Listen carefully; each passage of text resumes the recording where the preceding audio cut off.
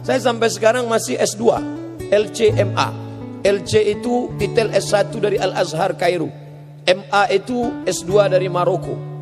Kenapa Ustaz ceritakan? Banyak orang nganggap saya nggak sekolah, maka perlu saya ceritakan.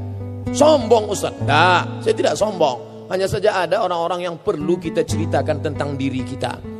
Aku tahu, aku ceritakan tentang diriku. Kawan tidak merubah menjadi lebih sayang, dan musuh tidak akan berubah menjadi cinta. Aku tahu ketika aku ceritakan diriku, bukan untuk merubah kawan lebih sayang, bukan untuk merubah musuh menjadi cinta. Aku hanya ingin menceritakan bahwa inilah aku. Laisal fata may yaqulu kana abi. Orang yang jantan, gentleman, tidak berkata bapakku, moyangku, tapi yang berkata ha anadha, inilah aku. Sombong Ustaz? Tidak.